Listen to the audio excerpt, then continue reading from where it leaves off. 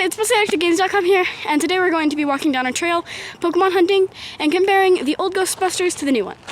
Yeah, it's a little walk and talk today. Yeah. So this is our favorite. There's a spot right back there by a playground that has like a ton of Pokemon. Yeah, it There's spawns. There's a Bulbasaur in it earlier. Yeah, we got a Bulbasaur and a Staryu. I got the Execute last night. And there's a whole bunch of stuff that spawns right at that one spot, so we always like to hit that while we're out walking. So yeah, we saw the new Ghostbusters last night. Yes. And then today we watched in our home theater the original Ghostbusters. Mm-hmm. And so I was going to let Presley talk a little bit now that she's seen both of them and see what she has to say. And then we'll talk a little bit and compare. Yeah. What do you think? I don't know. I obviously really like both of them. I think Ghostbusters is just a really interesting concept, I guess. To have like these ghost hunters going out, these really smart ghost hunters going out and catching things. Because a lot of the time, like, supernatural, paranormal things are always sort of made fun of, because those things aren't real, so they're made fun of. But, like, having a serious, really sciencey, cool movie about ghosts and about people hunting them, it's just a really cool concept. So I like both of the movies just because of that. As well as the characters were really great. I don't know, I might be a bit biased, but I think I sort of like the characterization in the newer one better because, I don't know, I just like the whole kind of, well, there's the person that's really into ghosts and has always been really into ghosts, and there's the person that believed in them from a little bit and then stopped, and then she's trying to get back in. Right. And then, of course, we have Jillian, who is absolutely, like, crazy, techie, smart, but also, like, not in the way that they're portrayed mostly, which is like the crazy techie reserved person that doesn't talk much. Mm-hmm. And Jillian is that her first name? Jillian, yes. I remember Holtzman. Yes, Jillian Holtzman. Yeah. But Jillian is the exact opposite of that, as she is all over the place and is very free to talk about her new toys, as she calls them. And I really like that, as well as I really love Patty, because sort of if you watch the trailers and haven't seen the movie yet, you will see Patty as kind of just like general street smart person that knows how to get around New York, and that's how she's portrayed in the trailers.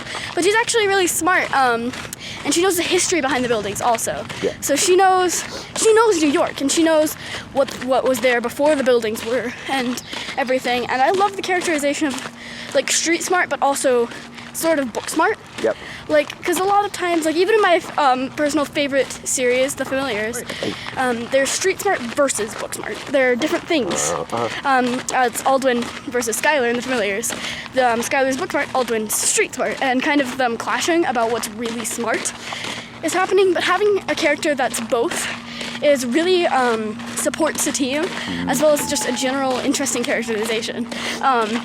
So obviously I'm probably a bit biased because I love the concept of an all-female new Ghostbusters, but I like those characters a lot in that movie.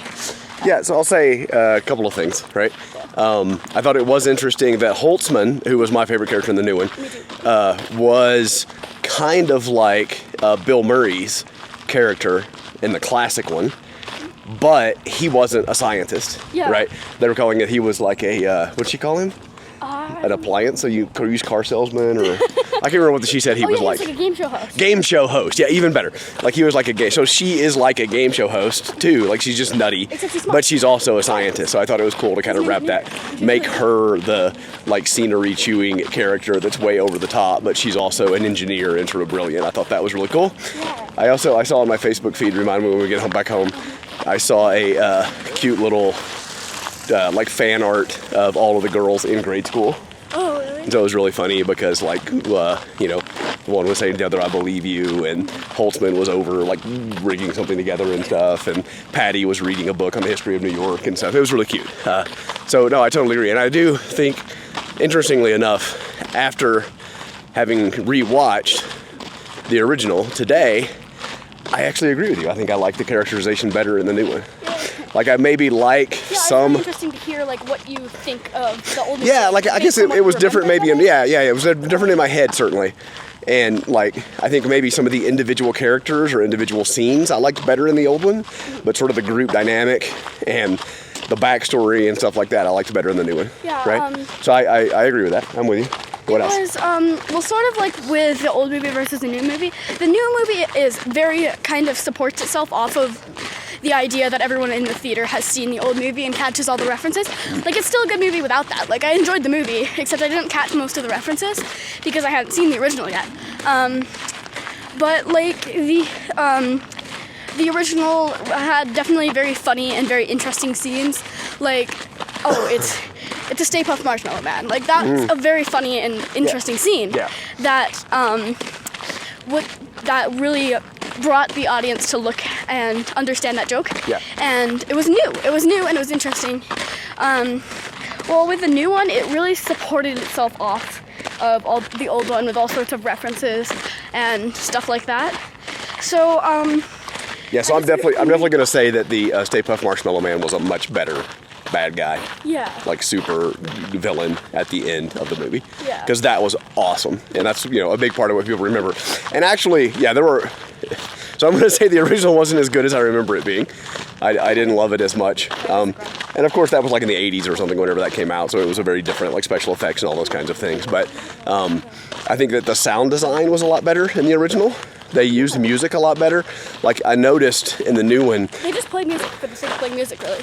Well, in the new one, there were like more periods of silence. Like the jokes would kind of fall flat because it was dead air around them, and they weren't supported by music. Whereas in the classic, there was a lot more music supporting it. So I definitely think both, just general the bad guys and the Sigourney Weaver and whatever his name is. Can't remember his name right now. And like those guys coming together with Zool and Gozar was a much better like threat and bad guy story. So like I said last night, I still think the bad guy side of the equation was better in the old one. Although like this is very, very granted, the effects for the bad guys are better in the new one. But it's because it's in 2016. Yeah, of course. Like that's very granted. Yeah. So that kind of they were bad though. Yeah. They were real bad. But the granted, like the sort of effects that made the ghosts really almost wispy in the new one sort of brought a charm to them being as stereotypical like ghosts. Yeah. Like towards the beginning of the movie, I forgot the name, but like there's this murderous ghost that lives in the basement of this old mansion, and the effects on her were like, as the characters were all saying, "It's gorgeous, she's beautiful, she's amazing." But yeah, they really played with that wispy effect, sort of more than they did in the old Ghostbusters. I noticed that most of the ghosts, they're trying to bring, I think, more fear by making them very solid and very real. So like sort of having them show up and having them very, very like as real world looking. Yeah. Made them like sort of made a disconnect between this is a ghost and this is a real person. Right. Which was really cool, as well as they played around with possession a lot more, which I really like. How do you mean? Well, in the original movie, obviously you're having Sigourney Weaver that possessed. kind of possession. I thought you meant like ownership. I didn't know. Yeah. Being possessed. Being possessed by a ghost. Gotcha. And I really love like just that about ghosts. Like a ghost could take over a person. Yeah. Or a mannequin. Or a mannequin. Yeah. But like they played around with it more by having the whole like, these ancient Mesopotamian, I think? You're sure. Babylonian, I think? Babylonian something. Yeah.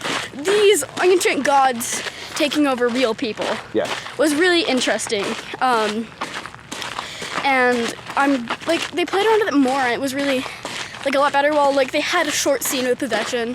Although they did play with that scene, like Patty was like, "The power of Patty compels you. Yeah, right. Get on, my friend." And that well, there was funny. also the receptionist.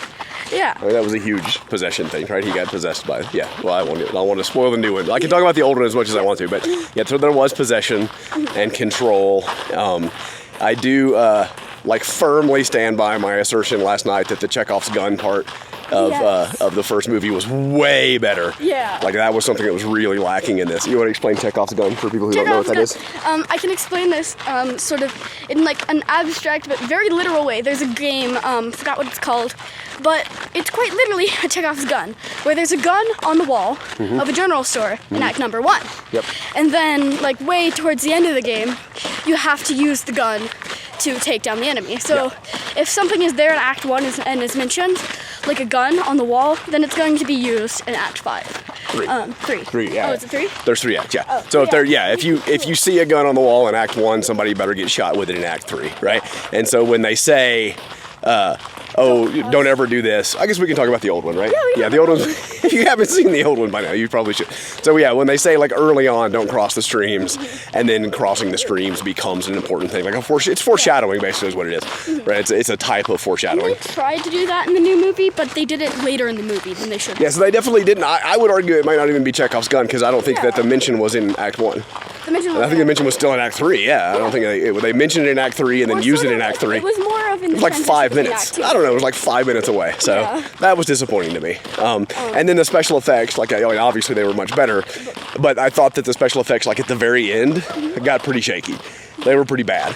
I don't want to talk about what was happening. There was too many. But like the fight scene, I thought was great. Yes. But like after the fight, with the whole tying the rope around her waist and like that looked horrible. And I think it was kind of supposed to be a little cheesy, but that didn't really work for me in the new one, right? Yeah. But it was just very interesting to me, the ties between the first one tried to make the ghosts very real and solid, and they were brought into the real world. Definitely different strategies. Well, in the end, they were. I didn't really get to talk about this. In the new one, they were supposed to be separate. Like, they were supposed to be very separate, and the whole thing is like, oh, the ghosts are coming into the real world now, and the planes are breaking. What was the quote that your friend used? This is from the very, very, very end of the movie. Like, so. Don't worry about it. But don't worry about where it is. Yeah. So it's stoplights are safety lights are for dudes. Yeah. I did think that was clever too, right? So they definitely played around with the whole female cast thing because they were like, oh, safety lights are for dudes, right? So they're totally playing reverse on some of the stereotypes and stuff. I thought that was pretty clever. So I'm gonna say, I'll go ahead and go first. Okay. I'm gonna say right now, watching them both in the past 24 hours, they are at least peers. I'm going to at least call them equal, and I may have even liked the new one a little bit better. Like on this viewing. Yeah. Like if you ask like whatever 12-year-old me who saw the first one at the time, well, 12-year-old that I would love it better.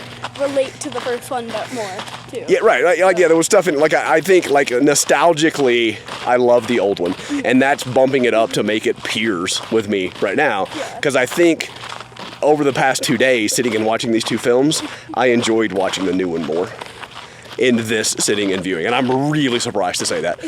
But I did actually. I think I'm going to say that, overall, I think they're equal and different. They do things differently and do things different ways. But I think as far as just which one did I enjoy watching more in the past 24 hours, the new one.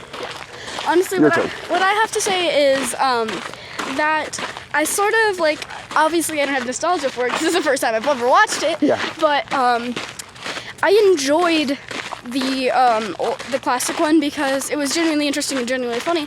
But they also I respect it because it's a classic movie. Sure. And this was obviously an amazing movie that was loved so much for it to have a few sequels.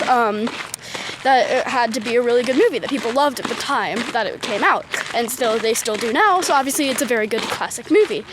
So I sort of respect it in that way, which also makes it appear I'm very bad at kind of putting two movies together and thinking which one was better. Right. I'm really bad at doing that because I like them for different reasons. But yeah, I think I also think of them sort of as peers because the old one is a classic movie that's respected and was loved when it came out and still is loved today. And it sort of stands and people still love it. So I think that that's a very important thing to keep in mind when I compare the two movies. Yep. So yeah, I think of them pretty much as peers.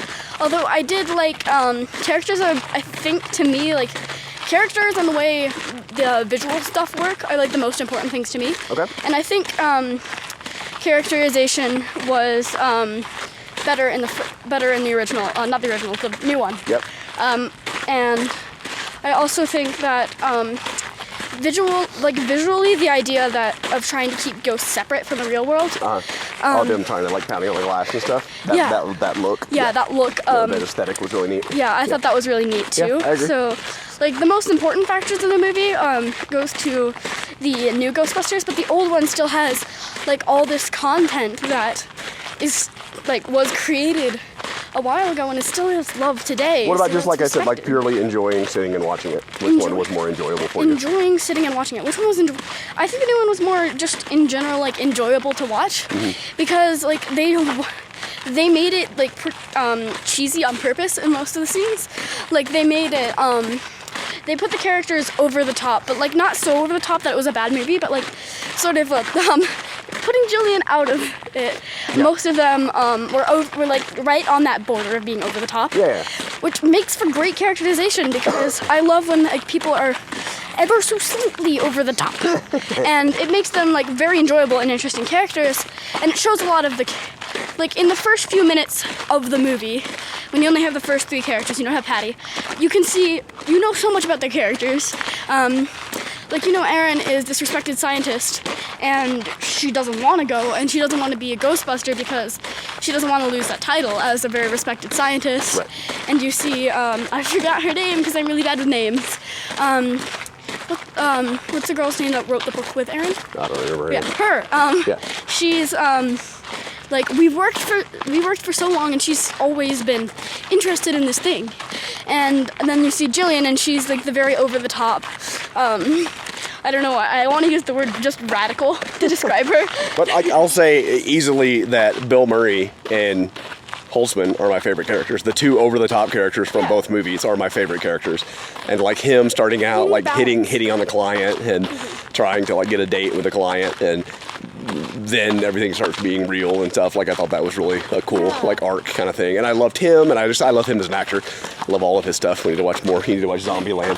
Zombieland's so good. But I need you to watch a few more Bill Murray movies before you watch Zombieland because there's inside jokes there. Maybe a quick change. Is that Bill Murray? Yeah. So anyway, I thought that like those were my favorite characters out of the series. Even though they were the most sort of over the top. And I think Roper really hated Holtzman, and I loved her. I thought she was awesome.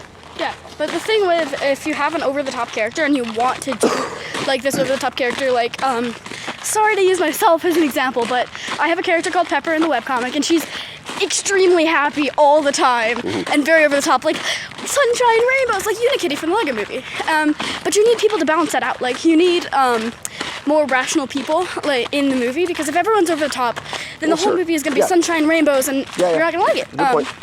So you need balance in between the characters. Like, you can have that one over the top character like Unikitty. She's very like sunshine, rainbows, but then in moments she's very real, and she's I don't want to, for some reason I don't want to spoil the Lego movie. Like, I love that movie so much. It came out a while ago, right? But she's still very real at some points, and she actually shows like more emotion and is cooping up all this emotion inside her, and you kind of need a good balance between having the over-top character be over the top all the time and having people that aren't over the top with them. Yeah. Kind of, so it's the whole movie. Like Holtzman kind of got that chance too. Yeah. Again, not spoiling where it came from or how that happened, but Holtzman got the chance to kind of show a little more deeper emotion as well. So, I mean, I don't know. Overall, I would say go see it. Yeah, like, definitely. Don't listen to any of the hype that's going on out there. I don't know. Don't listen to me either, or us. Like, I don't know. If you've heard us talk about movies before and you like the same kind of movies we like, then you should totally go see it, right? Yeah. If not, then don't. But it's worth a watch. I think if you like the first one, you should definitely check it out, right? Also, unless you have some, like, weird, phobia about women playing the roles of the original characters. So then in that case, you shouldn't watch it. In that case, you probably shouldn't be watching our channel. Yeah. This is probably not the right place for you. Yeah. But overall, like I was entertained. And the more I thought about it over the past day and watching the old one again, I definitely enjoyed it. It's also very important to buy tickets to show, like, the studios that it is a good idea to put women. Women are a good idea. It's very important to convey that idea, because if Ghostbusters gets a lot of sales and stays in the theater for a while, then they'll think, oh, this was a good idea, I should make a sequel. Maybe we should add more minorities. Maybe we should, and then if the whole, like, sort of, eventually theater will become more diverse. Mm-hmm. Like, sort of, at least this is what I think happened, I'm not entirely sure. Princess and the Frog was a Disney movie, and it came out, obviously you know it's a Disney movie, but it came out, and it was really good and people loved it, and then now they're putting out more diverse movies, more racially diverse movies, like Moana's coming out, which I'm really excited for, and I can't remember the other one. There's like a TV series coming out, or I think it's already came out, like Eliana or something like that, and they're just and it's kind of showing the studios, oh, it's a good idea to have little girls go and see, these people are like me, I can do this. It's also a really important thing that I saw on Tumblr was the Ghostbusters costumes this year versus a few years ago. A few years ago, obviously, they're like the stereotypical, like, let's show all of the skin in the costume. And then now, like, they're actually the costumes that the girls wore. The jumpsuits. The jumpsuits, and it was they were like almost like they were city worker kind of jumpsuits. I was gonna say I did see. I think when I was at Hot Topic last week, I think there are blind boxes. There are. I think so. And I didn't get them because I wanted to see the movie and make sure I liked the movie before I sunk some money into buying blind boxes, but I think so. So I may try and go snag some before we do Blind Bag Wednesday. Yeah. I think it'd be cool to open some blind bags. I think they had them. I know they have toys. Yes. I know they have action figures and stuff Probably like that. so. And I think they're selling them in the boys section even. Oh, really? Yeah, I think it's Target or somebody like that is actually selling the Well, Target doesn't have boys section either. Oh, I guess so, yeah. It must be somebody else. I don't know who. Yeah. I think in general, they're pushing these, like, female action figures of the Ghostbusters. They're putting them in the boys section as regular action figures, which I think is really cool. Yeah.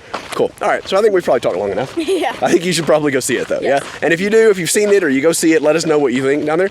We'd love to hear what you guys think about it, too, right? Mm-hmm. Subscribe. Okay. So if you like this content and you want to hear more about our new movie schedule, then please subscribe. It will really help us out a lot, as well as it will help us produce better and more content.